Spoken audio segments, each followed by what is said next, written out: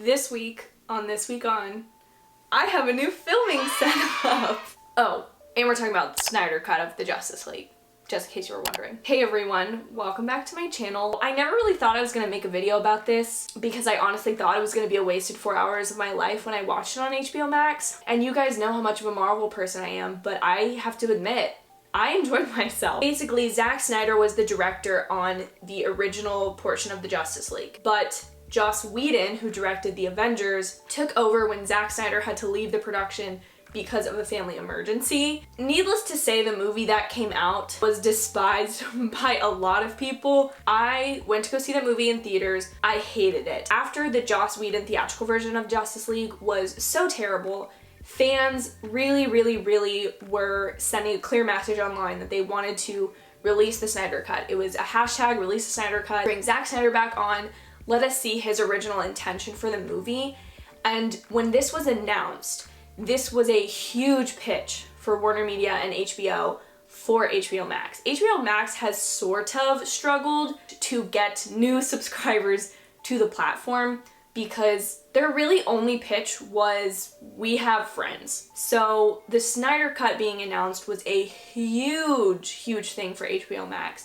And now that it's released, all 4 hours of it, you heard me correctly, 4 hours. Yes, 4 hours. Part of the reason it was so long is because there were reshoots, which I, for one, don't believe something is a cut of a movie if you're having to go back on set and refilm stuff. Usually an extended cut of a movie is stuff that was already filmed and left behind like years ago for the movie. But for Zack Snyder's Justice League, there were reshoots, and I was personally pretty critical of that because I didn't think that should count as a cut, that he's getting new opportunities to do brand new stuff. However, let me take my foot out of my mouth for saying those things because wow, was this movie a drastic, and I mean drastic, difference from the first one. I won't go into detail about everything that's different because there are plenty of other people on the internet who have done it so much better than I have. New rock stars, go check them out for literally all your movie needs. But one of the major things that they had to refilm, which I did not know at the time, Henry Cavill, who plays Superman / Clark Kent, was filming Mission Impossible at the time of filming Justice League, and he had to have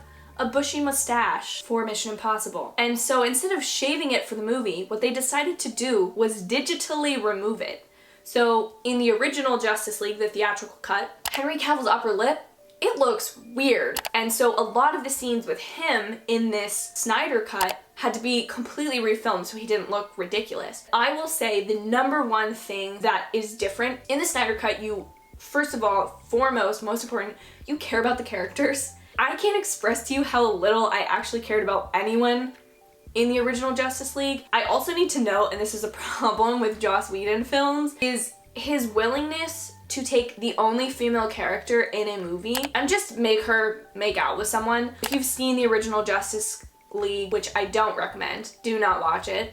Watch this new one in parts, please. There's a random scene where Ben Affleck's Batman and Gal Gadot's Wonder Woman kiss for no good reason. Just the stuff like that that I see that Joss Whedon put in there. Zack Snyder said, no.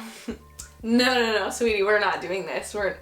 No, we're not doing this. And another notable difference, which again, most important, is the plot. Basically, you realize that Steppenwolf, who is the bad guy, who I didn't know he had a name in the first movie, which tells you a lot, that he is looking for these mother boxes. They say they appeared after the Big Bang at the beginning of the universe, and I was like, sounds familiar, DC. The mother boxes are supposed to be aligned for the power to be unlocked. Again, this is sounding a lot like Infinity War. You understood the villain's motive and their goal almost more than you did in the first one. Major kudos to Zack Snyder. Sir, I apologize for ever doubting you. This man knows what he's doing. I still refuse to watch Batman vs. Superman for personal reasons. But the connectedness of Zack Snyder's Nightmareverse is what people are referring to it as. These are your major spoilers for Justice League, so if you haven't seen it, there's a future where Superman becomes evil, from my very limited understanding of it. He becomes evil after Lois Lane is murdered by the Joker, which is Jared Leto's Joker. Batman has to make an alliance between some of his past villains and a few of the remaining members of the Justice League to go forward and fight Superman. And the rumor is that Wonder Woman joins Superman's bad side, which again, this is a little too complicated for me. However, Zack Snyder has been putting little bits and pieces into his movies, including Man of Steel and Batman vs. Superman. So if you look at that trilogy of films, you see a progression of something that is very MCU-like, which I can get on board with. Someone was pointing out that Zack Snyder is leaning into the dark side of the DCEU, whereas Joss Whedon was trying to make it very Avengers-like, very bickering about the state of humanity and morals, which, let's be honest, is not a DCEU thing. Kind of we're beyond morals and ethics and humanity in the DCEU, which is why I don't love it. But if we're gonna be past that, let's not pretend and be cheesy. Let's not have that comedy bickering. Let's have the dark, gross stuff. Zack Snyder has the ability to take the DCEU in a direction that is otherwise, I think, unachievable for them. For Warner Media, this has been a massive win. That is where I'm gonna leave it. Thank you so much for watching this week on. Have you watched the Snyder Cut? Do you have any interest in watching the Snyder Cut? I will say it's broken into parts, which is extremely helpful for watching over a period of time as opposed to in a 4-hour sitting. Marvel fans, watch it with an open heart and open eyes. If you do, give Zack Snyder a little bit of your respect and then save the rest for the Marvel universe. Thank you guys so much for watching. Have an amazing day, and I will see you in my very next video. Bye, y'all.